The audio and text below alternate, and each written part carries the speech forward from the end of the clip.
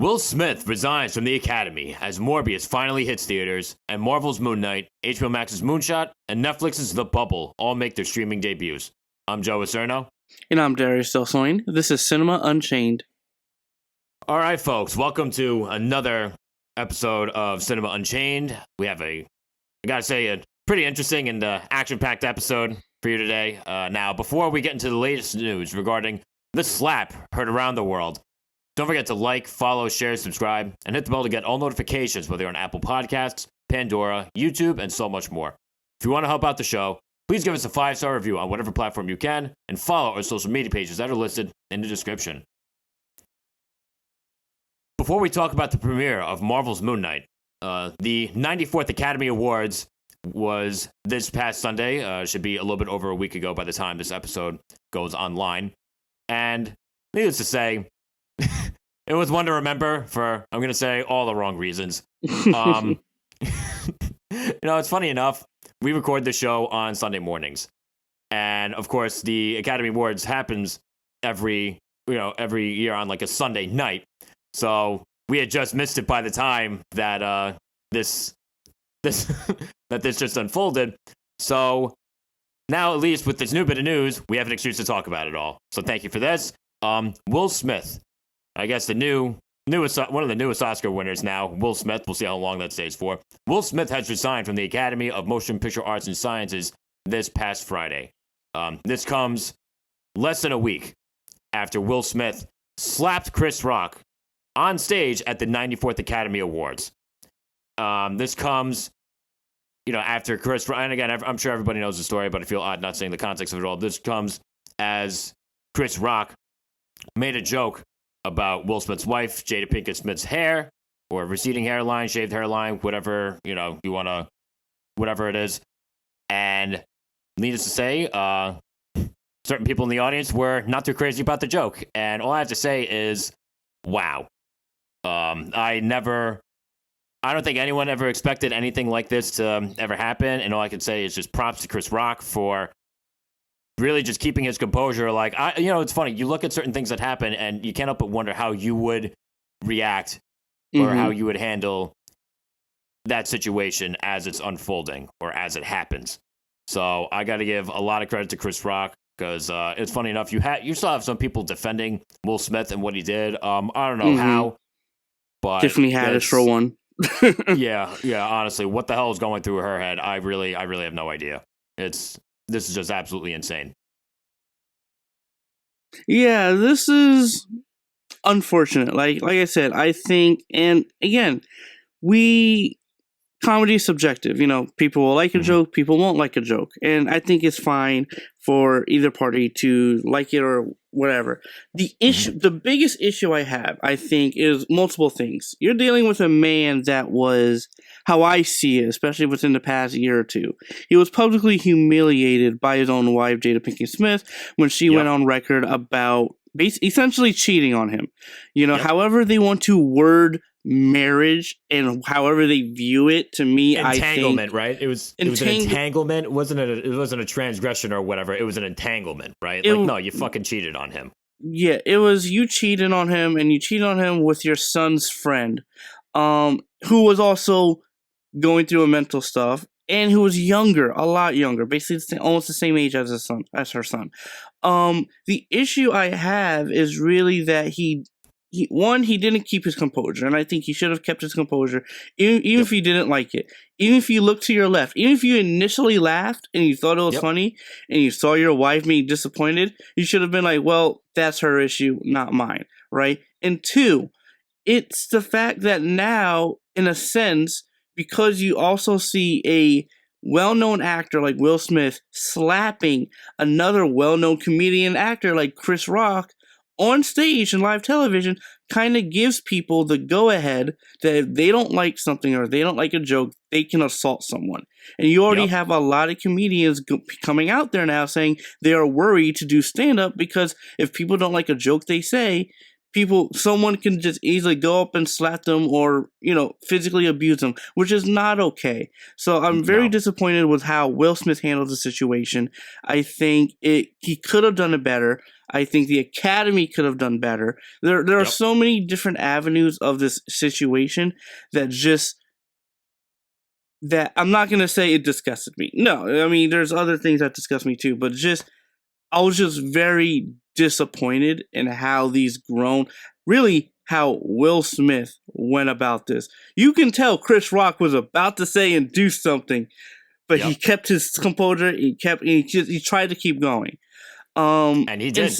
He did. Yeah. So I think overall, this is just a massive disappointment. Will Smith should have done this better. Not only that, in my eyes, he should have at least left the Oscars, right? Yeah, because they are asking him to leave, and he flat out refused. I'm thinking to myself, check out the set of balls on this guy that he literally has slapped someone on stage on national TV. The venue is asking him to leave, and he's just like, no, I refuse. Exactly. And then when he got his Oscar and the acceptance speech and the apology he made on stage, just to me felt very disingenuous, and it felt more. Almost every moment afterwards, even the apology he did on social media, just felt like a PR stunt after PR stunt after PR stunt, and just felt very disingenuous, and actually didn't come from Will Smith himself. And I think this is also an issue where he's been in the spotlight for years. He and his wife were able to put their own personal issues out there as well, family issues even out there, and it's like. You got to keep certain things private. If you want to make it public, cool. But you have to understand that your life, that your household is not a star. It's not a show, or you shouldn't treat it as such. And I think there's a lot of, I think for him, there's just a lot of things going on in his head, and I hope he figures it out, because what he did at the Oscars and other things that has transpired after that. Unacceptable. And of course, I think a lot of people want the Academy to take the Oscars away from him. They want this to be the moment where the Oscars are like, the Academy's like, you know what, we're putting our foot down, we're gonna put our ashes where our mouth is. Okay, Will Smith will take your Oscars back, and everyone else who had an Oscar and they did some messed up stuff will take that back too. But again, there's a lot of things going on that's just disturbing, Yeah, it's pretty bad. And it's funny enough, I remember, ironically enough, I was editing our last episode while most of the Oscars was going on, and I actually didn't find out about the slap until the next morning.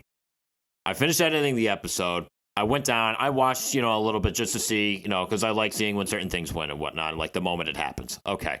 I see Will Smith win Best Actor for King Richard. He gets on stage, crying his eyes out, and he's apologizing left and right. And again, I have no idea about the slap at this point. So I'm a little confused. I'm like, why is he crying so much for? Like, okay, like he's apologizing. Why is he apologizing? Is he apologizing for crying so much on stage? Like, again, I really had no idea. These are the only sort of theories that I could come up with. Because again, who the hell could have ever expected someone to slap someone on stage at the Academy Awards? And then my mom sent me the video the next morning, and I'm like, oh, it all makes sense now. I'm still floored. I remember there were a lot of people thinking, or saying like, oh, this is staged or whatnot, until Will Smith literally resigned from the Academy. So I guess a lot of people are like, oh, maybe not. But even then, like, looking back, like, that theory is kind of dumb too, because what does Will Smith have to gain from this sort of PR stunt? Nothing. Absolutely nothing.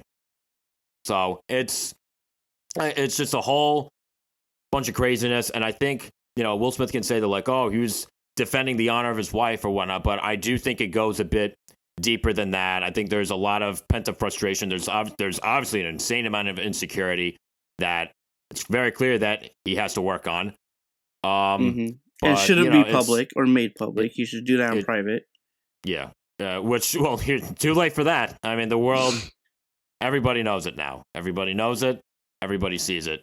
So I wonder, it's weird. Like, you don't want to spend too much time you don't want to invest too much time wondering, like, oh, what's happening in the lives of celebrities or whatnot, because vast majority of the time I really don't care. This is unlike anything that I feel like we've ever seen before. So you can't help but be curious as far as like what goes on moving forward, Exactly. So I hope he figures his stuff out. This is Same. embarrassing, I think, on him. Mm-hmm. And, and now that he resigned, a part of me is like, okay, cool, but what consequences are really taken? Like, okay, he can't vote, he can't really attend certain events or whatever, but he can still apparently, I guess, be nominated again. Again, it's weird. Can he? Because I know the only thing that I know is that like, okay, there are still quote disciplinary actions being discussed. They're still discussing against him, even though he's resigned. So I think if anything, that like someone in the academy probably said to him, like, okay, you're more than likely to get the boot. This is your chance to save face. Resign. And they accepted his resignation. But again, that's just a little theory. That's a theory, and the most likely theory. And here's the thing too. You're talking about consequences, right? Even beyond the academy, the man assaulted someone on national TV, on the stage of national TV. If that was the vast majority of anyone else, really, right? Like, us commoners, we'd be in jail. We would have gone to jail pretty much immediately. And if I'm not mistaken, the LAPD was ready to arrest him.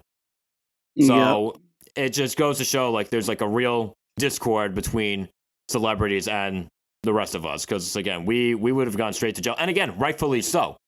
So, like, honestly, even though it's weird. I feel like and again, this is obviously Chris Rock's decision. I feel like he's, since he's not pressing charges, I feel like there's something bigger than that. There's a whole bunch of hassle to deal with. He'd probably be viewed as like a little bitch in the industry or whatnot for pressing charges for someone slapping him. But at the end of the day, like, the consequences for what Will Smith did should be greater than just resigning from the academy and possibly losing his Oscar. Exactly. Like, apparently now Netflix is backing away. Sony's putting Bad Boys 4 on hold. So he's losing work. Yeah. But again, he's a rich man, so that's kind of like, it doesn't really matter for him. Yeah. So it's really sad, and again, like I said, props to, it's weird. As much as I feel like Chris Rock, it would have been good for him to press charges, I can kind of understand why he didn't, because again, there's a whole hassle that comes with that. There's a whole reputation that you got to maintain too. That's probably not worth the hassle.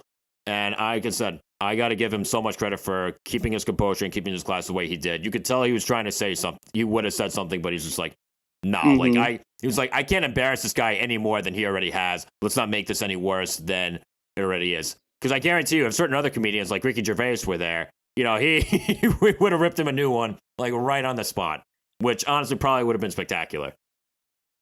Absolutely. So, but yeah, like I said, disappointing, and hope he gets the help he needs sooner rather than later, and in private, might I suggest. Yeah. Not everything has to, be out there.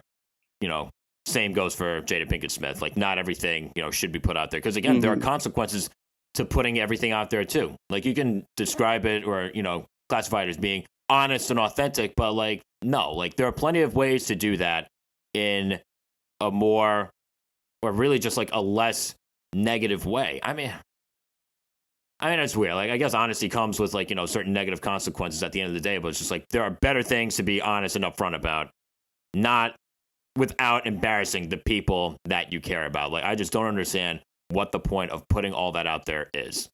It's not like, it was, was it really like investigated and then put out there without their, without their consent or anything like that? Because like, I just know that they like, talked about it on like whatever show that the two of them have. Yeah. I don't remember for that, but it was like Jada's own talk show, like Red Show or something like that, Red Table, where they discuss that stuff. But and apparently they're going to be talking about what happened at the Oscars as well, which again, it feels like why everyone knows what happened at the Oscars. An insecure man assaulted another man on stage. That's it. That's all you need to know. That's it. Again, it's like their life is commercial work, and I don't. It feels very weird. It's like I said, like, I don't know if there's just like a constant need for attention, which if you're in the spotlight for as long as he has been, I mean, like, you just get addicted to it after a while. Mm-hmm. But it's really dangerous. It's very, very dangerous, if you ask me. Yeah. Something I was just thinking of, too. If he loses his Oscar, does someone else win instead? Like, for example, like, say the runner-up was Benedict Cumberbatch in The Power of the Dog. Is he the new winner? Probably if they go about that. So, I mean, you gotta have a winner, right? Before we move on, again, just thoughts on all this madness. I'm sure everybody's seen the memes, which honestly have been quite spectacular. So there's one good thing that came out of all this. As far as, like, what you think, do you think Will Smith was in the right to do so? Do you think, no, Chris Rock did absolutely nothing wrong?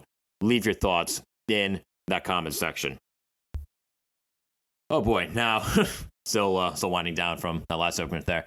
Before we review HBO Max's Moonshot, this past Wednesday, the new Marvel series, Moon Knight, premiered on Disney+, and it follows a man with dissociative identity disorder as he obtains the powers of an Egyptian god.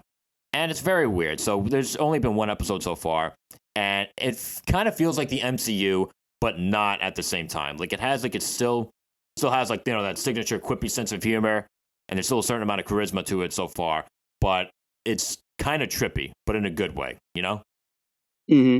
Yeah, for me, the first episode, honestly, I liked it more than I thought I would. It checked a lot of the boxes for me as far as what I wanted from a Moon Knight show, where I wanted that grittiness, I wanted that darkness, and I wanted that psychological nature to it because he was dealing with identity disorder. And I think they did that. Actually, how they went about doing that, they did it really creatively and really well. That even as a viewer, to me, it's like, okay, what happened? You know what happened, but it's like you want to know exactly what happened and exactly who this Mark Spector guy is on the other side of his brain. And again, I thoroughly enjoyed this show. So far, the first episode, I really like the Egyptian mythology implications because out of all the mythologies, Egyptian is one of my favorites. So I love seeing Khonshu and all the other Egyptian gods, deities, and creatures coming to life in the show. I love how his suit is no longer in the comics sort of this, almost Batman-esque. It's armored, it's got latex, all that. No, this is like a mummy. It's like he's becoming mummified, and I love that. Again, they're really going hard on the Egyptian mythology, and again, I thoroughly enjoyed it. Thoroughly liked it. Reminds me of Daredevil, and I'm excited for the future of the show. Yeah, and again, like, it's weird too because, like, it was actually kind of scary at times, which I wasn't expecting. And like certain things that they did with the action sequences, and I guess this is part of the whole dissociative identity disorder part of it all. He blacks out, and then, like, you see, like, a couple guys, like, lying on the floor, like, seconds later. And it's funny, it's one of those weird situations, like, even with action, right? Less is more. And I thought it was really clever as far as, like, how they went about that. I will say that the VFX were kind of noticeable sometimes, but it's definitely not enough to, take out the show for me. Like, I still want to see what happens next. And I think probably the biggest reason so far, as far as, like, why this starts to work, is Oscar Isaac. He is terrific. He's really, really strong so far. Absolutely. I think he was absolutely the right choice for this role, I think. And he just, to me, in the first episode, he just knocked it out. And I'm excited. There's so much mystery and intrigue in this character, in his backstory, in, how he got into basically bed with the Egyptian gods. Again, I'm really interested. I'm really curious and excited to see the later episodes because I think it's just going to go up from here on out. I'm hoping, Same. But yeah, again, we've had our hopes with Marvel series before, and we've had some mixed results as a result of that. But another thing too, like casting wise, Ethan Hawke, and again, it still feels very weird to see him in the MCU, but I'm here for it, and it's even stranger to see him in a villainous role. But at the same time, I'm here for it. I liked what I saw so far, and I really want to see more of him. Exactly. Again, this show's just hitting a lot of the right marks for me so far. And I know it's only the first episode. Next Mhm. episode's coming in a couple of days. But Yeah, from what I've that. seen and what I felt, I think we're in for a ride. Yep, I think so too. Now, again, you know more about the comics than I do, but will Moon Knight become an Avenger? Thought I read something online about Oh yes, that. he's an Avenger in Yes. the comics at a later date. However, I do think that's into question mainly because apparently Oscar Isaac's contract is only season 1 of Moon Knight, and that's it. Hmm.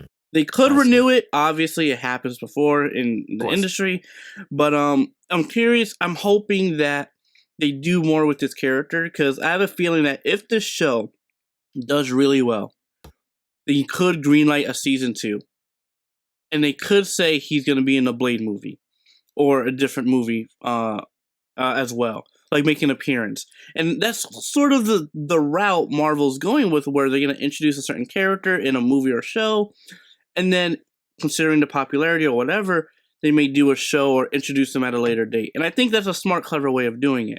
You know, Ms. Marvel is getting her own show, then she's going to be in the Captain Marvel sequel.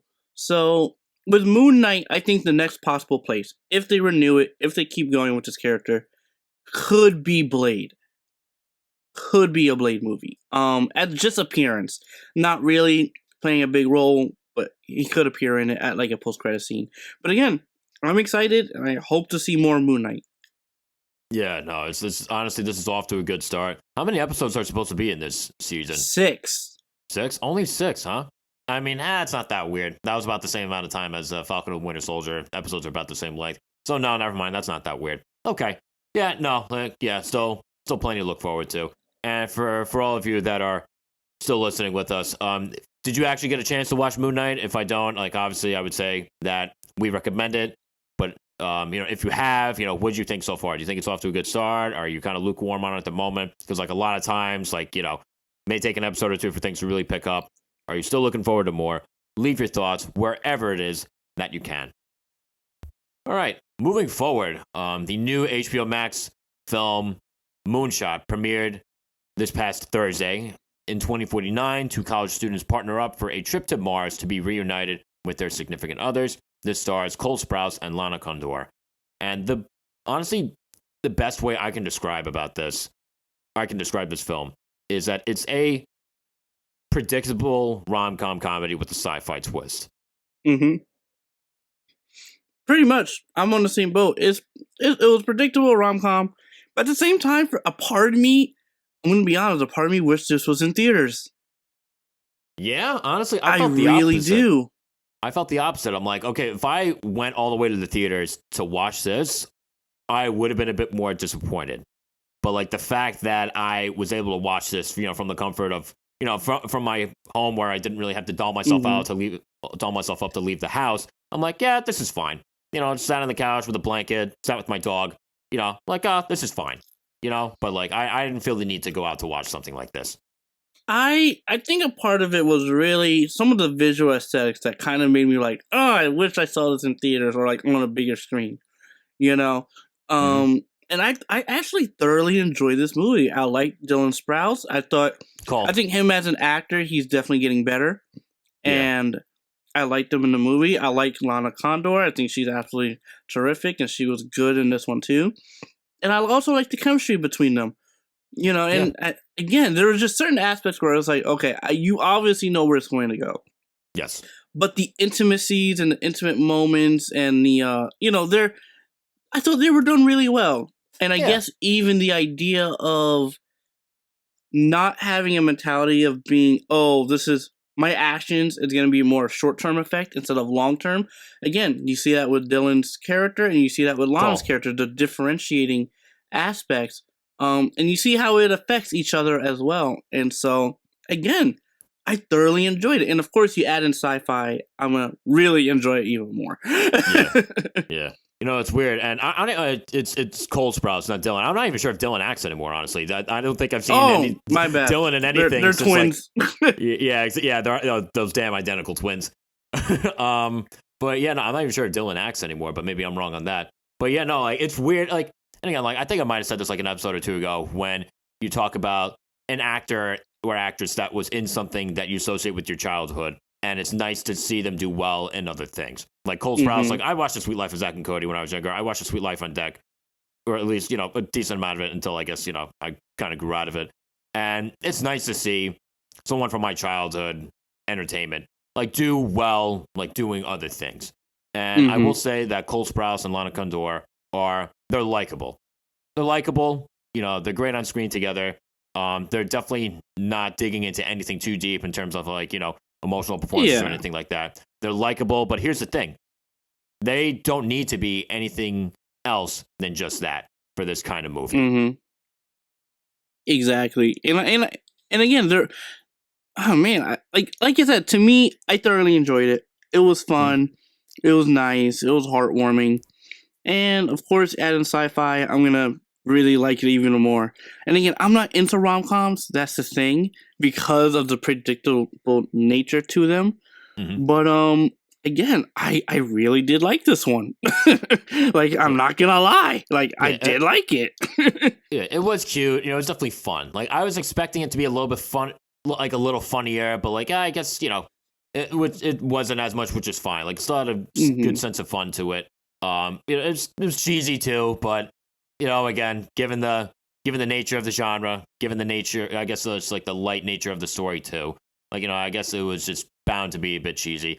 There are a few other characters that I feel like weren't as necessary.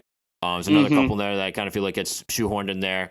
I feel like there's characters like comic relief that I feel like, yeah, maybe she didn't need as much time on screen. Like, maybe it could have been a little bit shorter. Agreed. You wouldn't have lost too much. But yeah, overall, like, definitely not enough to really drag down the movie by any means. And it did. Honestly, the movie looked cool overall. The visuals didn't really blow me away, but it was fine. It was fine for what it was. Yeah, exactly.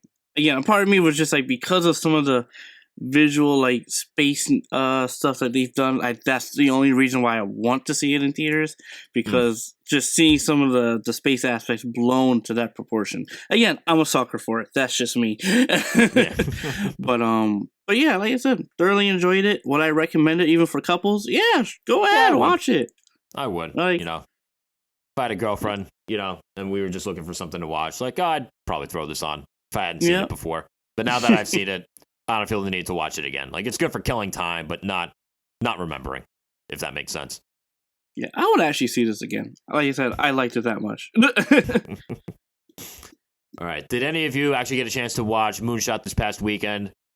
If you have, leave your thoughts wherever it is that you can.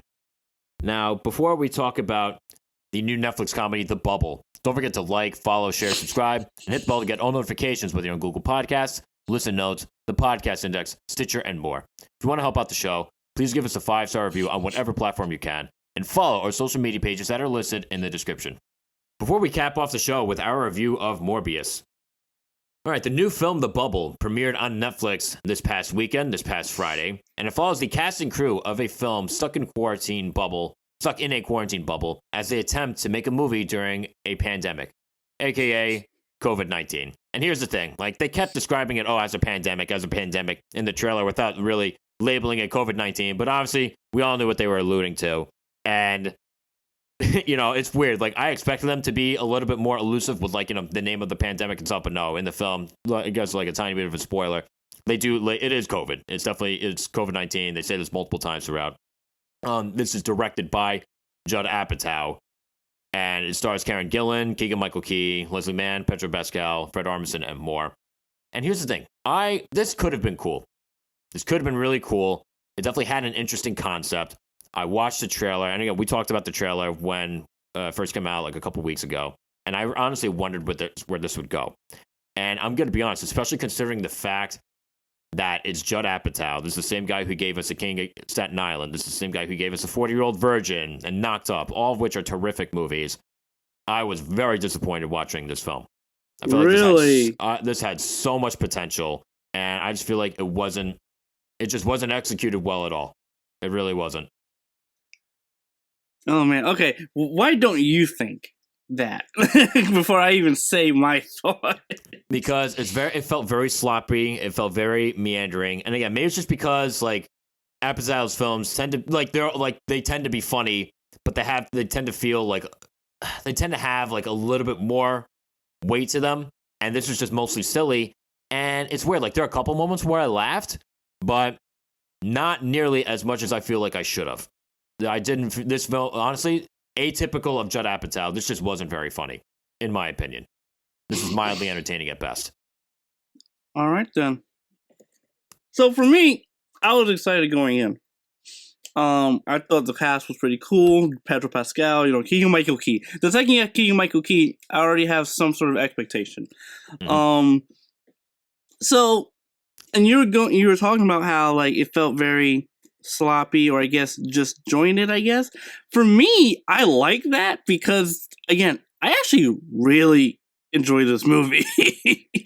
I really did. It kept me laughing a good chunk of the time, actually, just because of how silly and stupid some of the concepts and some of the things were. Now, would I say this is a good movie? No.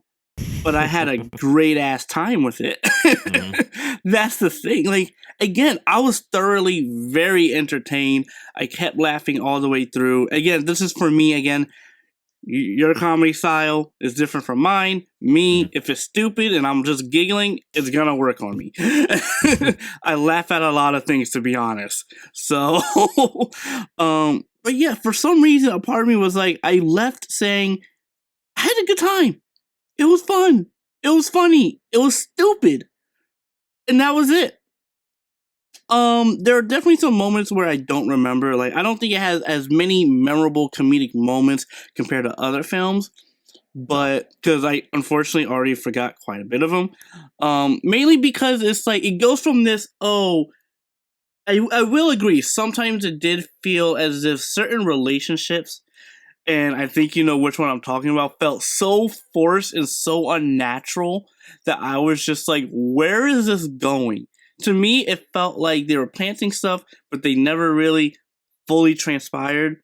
And again, a part of me felt that was stupid and fun because nothing ever went anywhere. Even the entire premise of the film with the COVID-19 and everything like that never went anywhere until at the end it's like, oh, as if it's something else. But again, it's weird because I enjoyed it, but at the same time, it was so stupid. Yeah, I guess that's the best way to say it. Maybe it's just a bit too stupid for me. And there were certain things I liked about it. Like I liked how it kind of like it poked fun at certain things. Some of the bullshit about the movie industry. But at the same time, it feels odd anytime a movie with A-list talent attached to it talks about the bullshit of the movie industry. I don't know. It just feels kind of weird. But yeah, no. Like I said, maybe it's just because. When it comes to Judd Apatow, like I guess I just have certain expectations, and it's not that I'm against filmmakers trying new things, but yeah, it's not that I'm against filmmakers trying new things. It's just that there's a certain breed of humor that Judd Apatow tends to have that I was expecting, and I guess I just didn't get, and the breed of humor that I got instead of that, I just wasn't crazy about.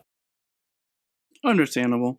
Like I said, like that's the thing with comedy. It's that thing where it's so subjective that if you don't laugh at it, then it's not funny to you. But if you look to your right and someone's laughing, it's funny to them. Like there's moments when we've gone to the theater and I will be laughing, you're not laughing, or you're laughing and I'm not laughing. So it's like it's that thing of like, again, for me, I love King Staten Island. I love 40-Year-Old Virgin. I wasn't necessarily thinking going in like, oh, I want a Judd Apatow, I guess, comedy style. To me, it was just, I just want to have dumb fun. That's literally what it was. I saw the style there. I saw what they were going for, the intention behind it, and I'm like, okay, this is going to be a movie where I can't take seriously. This is going to be a movie where it's going to be dumb fun, and a lot of things are not going to make sense. And was I 100% right? Absolutely, because a lot of things didn't make sense. Yep. But a part of me was just like, that is stupid fun, though. Yeah, listen, I'm glad you enjoyed it. And honestly, too, like, you're talking about going back to what you were saying before, as far as, like, when we go to the theaters, I'll be laughing at things that you won't be laughing at and vice versa. A lot of times, laughter is contagious, too. And True. I did watch this by myself. So is it possible that maybe, someone else having a good time with this would have rubbed off on me. Yeah, it's possible, but it just like I said, I don't know. Like I said, I was just disappointed overall. I was very disappointed overall. I felt like it didn't need to be this long. And you could say that about a couple of I do agree with that. It felt way too long for its own being. Yeah, especially for something this silly. It didn't need to be north of 2 hours long. It really didn't. And again, you could say that about a couple of Apatow's other films too. Like King of Staten Island, I think docks in at almost 2 hours and 20 minutes. Maybe you could trim down certain things with that, but I don't remember looking at King of Staten Island. I'm like, okay, this is definitely too long. Mm-hmm. You know what I mean? Yeah. I mean, I think a good way for me to also put this out, this felt like it was a parody on the movie industry as well as sometimes on occasional the ego of actors and etc. Like it really felt like that. Even there's certain moments where it's like, oh, I was this person, and everyone's like, who cares? Or like there's no point in you. And I think you know which one I'm talking about. But like again, that sort of stuff, it made me laugh. It made me like, wow, this is stupid. They're really like doubling down on some of these aspects. Of like almost the traditional or very I mean, it was just stupid. I was really laughing the entire time because of how stupid it is. Yeah, I think it's just a little too stupid for my taste. I think that's what the problem is. But I don't even know if I could say that because, like, Grown Ups is, Grown Ups, again, Adam Sandler, Kevin James, Chris Rock, David Spade. Honestly, like, I laugh my ass off at Grown Ups every single time. And that movie is as dumb fun as it gets. It's a great time. But just something, like I said, just something with the bubble. It just, it just didn't tickle my funny bone as much as I was expecting it to, which really wasn't very much at all. I think a good way that you mentioned was you brought in Grown Ups. I had a better time with Grown Ups than this, and if I had to say, I think to me at least, I think Grown Ups had a bit more of a heartfelt tenderness to that movie compared to this one as well. This one just felt like it definitely was trying to do joke after joke after joke and not really develop a lot of things, or it's like they try to, but then they detract, or they go a different way, or they cut to something different that feels very odd and weird and stupid, and it's like, why are you still developing this? Where Grown Ups, it was like, it was all a part of it. And I guess with Grown Ups too, like one of the things that Grown Ups has going for it, as opposed to The Bubble, the five friends, like, all five actors have, they're great chemistry. They have great chemistry. They're all friends, if I'm not mistaken. And it was reflected in how they played the characters, how the characters played off of each other. Whereas in The Bubble, I didn't it was an ensemble, but I didn't really feel that chemistry between the actors too. And I feel like that's another hook that comedies use, that ensemble pieces use a lot of times. Like, okay, you have all these people here. Do they actually work well together? Do they mesh well together? And this one, it just didn't. The Bubble just didn't. There were... I will admit that there are some characters that just did not bounce off each other very well. Two specifically that felt so very forced, and I was just questioning why they're still trying to do it. But again, a part of me was just like, this is dumb, stupid fun. Yeah. Yeah, all I got, honestly, by and large, all I got was the dumb and stupid, not so much the fun. Like I said, I wanted to have fun with this one, and I was looking forward to it. I was intrigued with it, but I just don't think the execution overall with this sort of story, with this sort of concept, from this sort of filmmaker, with this sort of cast, I just think it was done very poorly. This was one of those things where I feel like it had a lot going for it going into this film, but the result is just, I feel like there was a lot of wasted potential here. I really do. Oh, yeah. I mean, again, that's the best way we could put it. Just as dumb and stupid. I found it fun. Joe didn't. Yep. Yeah, put that on our Rotten Tomatoes feed. I found it fun. Joe didn't. Written by Shakespeare himself. Yeah, no, I'm glad I saw this at home. There's another one where, like Moonshot, I'm glad I saw this at home on Netflix as opposed to dragging my ass out to the theater for a night out for this one. So I am actually happy this was on Netflix. I will say that. I'm very happy. This wouldn't be worth the gas money. So for all of you guys, did you actually get a chance to watch The Bubble on Netflix? If you have, what are your thoughts? Are you more in line with me? Are you more in line with Darius? Are you somewhere in the middle? Leave your thoughts wherever it is that you can. All right, and now to close out the show, after however many delays, 5 delays, 10 delays, who really knows at this point? Morbius finally hit theaters. And I'm not saying finally like, oh, I was really looking forward to this movie for the longest time. No, I'm saying finally because now I can stop seeing the trailer before every other movie that I want to see. Because I've been seeing this trailer before every other movie in the theater for what feels like a year. And every time I watch the trailer, I just, I'm like, oh, wow, this is not going to be good. This is really not going to be good. And before I really get into it, Morbius is about a biochemist with a rare blood disease who inadvertently infects himself with vampirism. Yes, you heard that correctly. In attempts to find a cure for his ailment. And strange enough, was this better than I expected? Shockingly enough, yes. Does that mean it's exactly good or great? Darius, I remember you had more of a visible reaction walking out of the theater. So, what were your thoughts on this? My initial thoughts, didn't like it at all. I liked some of the action sequences again, but it felt too much like they were going for that early 2000s, but it didn't stick the landing compared to Venom. That's a great way to put it. There's a certain thing that I was looking to describe this film, other than it feels like it came out of a computer. But the early 2000s thing, that is a perfect way to put it. Couldn't have done it better myself. And like overall, it's like I like I think one of the best thing about this movie, and unfortunately, but actually, also fortunately, is Jared Leto. Yep. To a certain extent. Here's the thing. He's the quote best thing about the movie, but even then, like he was okay. He was okay. To me, it was like he was good in certain scenes, and in other scenes felt like he was.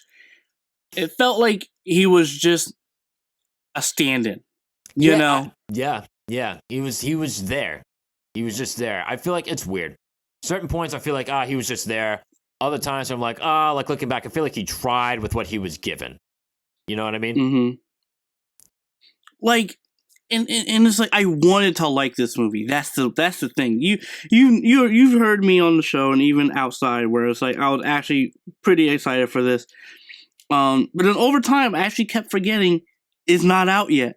For some reason I thought it's out. People thought it was terrible and I didn't hear anything about it.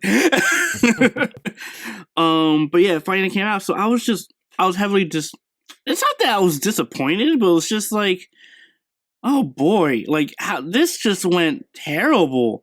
Even some of the editing just felt so odd and so rushed, and you can tell there's supposed to be more in one scene, but they quickly cut it out and cut it to something else. There are aspects in this movie where I could point out that stuff in the trailers did not show in the movie. You can easily tell. Tell. And I think the villain, very corny, very underwhelming, very one-dimensional, very forced. Over the top. Over the top. Yeah, he was over the top. You know what I mean? It's weird. Like, how can someone be underwhelming yet over the top at the same time? It's weird. And somehow he pulled that off. But that's not exactly a compliment in itself. And I just felt like with how over the top he was, it undercut the tension that should have been in certain scenes. Absolutely. And again, this was just a massive disappointment overall. And I think you can tell, as with Sony specifically, how they've been marketing this and their advertising. Oh, it's in the greater universe. It's in the Spider-Man. Oh, here's a Spider-Man here. Here's Vulture here, this and that. Then when you see the movie, honestly, very misleading. They cut all that stuff out that I was saying from trailer that you can see cut out. Very much true. Like, it felt like Sony got another look at it and they were like, you know what? We don't want this to be a part of our bigger universe. Let's cut all that stuff out. Even if it doesn't make sense, let's just cut it out. But even then, too, like, there were certain post-credit scenes, and I don't want to give away too much, that I feel like kind of, disprove that, because it does try to connect it to, like, other characters. Again, being intentionally vague here. But something else that I felt too, it's weird. Like, actually, no, let me touch on the point that you made about like the whole marketing thing. Because at the end of the day, like, do I have a problem with like, other Spider-Man characters not being in this film? No, I don't have a problem with that because, this needs its own space to develop too, right? But then at the same time, don't market it like there's going to be this huge connection to Spider-Man throughout the film. Mm-hmm. So, I mean, yeah, again, exactly. Yeah, and then staying on like the whole thing with the story too, it just felt very uninspired. It just felt like another one of its kind. It feels like Sony is digging from the bottom of the barrel with how they handled the story. And again, I'm not saying that like I was expecting something spectacular from a guy who accidentally turns himself into a vampire while trying to cure a blood disease. I'm not saying I was expecting, like this incredible story. But it's just weird. Like, can you at least do a better job of hiding how mediocre this all is? Can you at least try a little harder? I mean, you have millions of dollars at your disposal as a production company. You mean to tell me you can't find anyone better to write this thing? That's just me. But it just felt, like I said, felt very uninspired. And it's just weird. It didn't always make sense. Like the condition of like his vampiric powers or like his vampiric condition and how he arrived at vampire bats is the way to solve this thing. I mean, like, I don't know, it just didn't click. It just didn't connect. It just didn't really add up, Maybe there's certain things that I missed. I don't know if you want to correct me now. If there's something that I said wrong, we'll go right ahead. No, like I said, this was very disjointed. It felt very like it felt like they had an idea, they wrote a rough script, and then they filmed it. Unfortunately, that's just how I feel about it. This feels like a first draft script. Yeah, that's another great way to put it. Another great way to put it. Again, it felt, and it's not necessarily uninspiring because Venom to me felt just lackluster as well.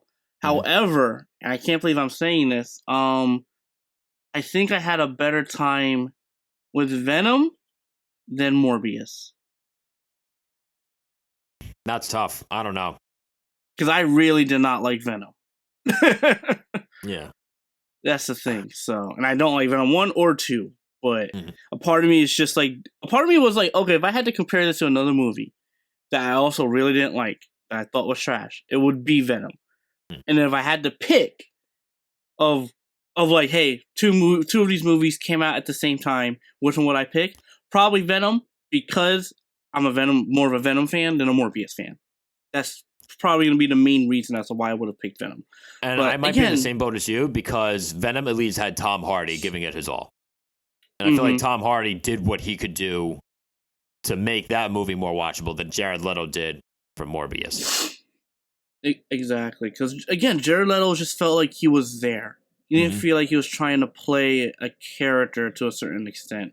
I think some of the beginning stuff I liked, but even then, it felt very odd and off because it felt like certain relationships felt rushed without giving them the time they needed, actually. So.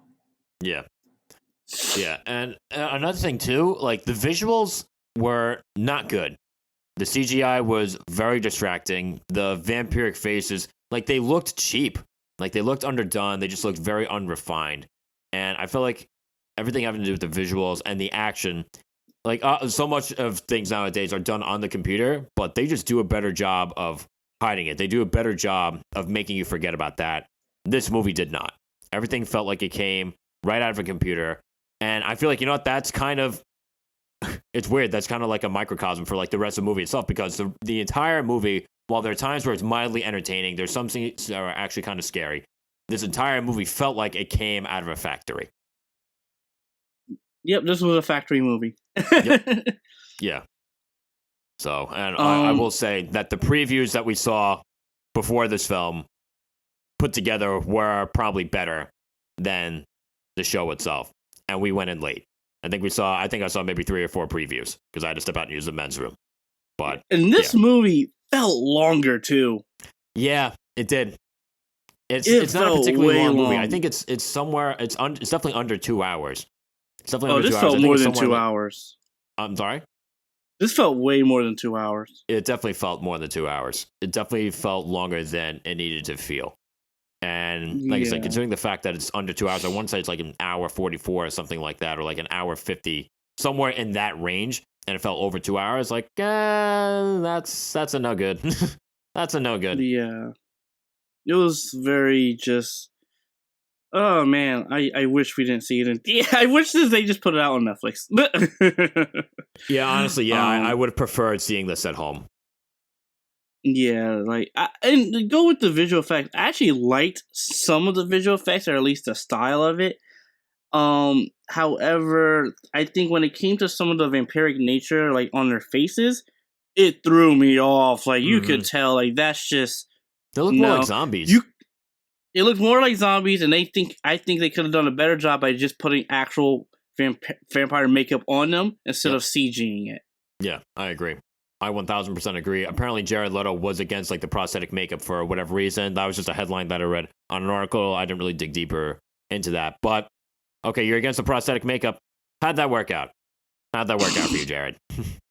Not only that, you're against prosthetic makeup, but you were in House of Gucci and you were barely unrecognizable.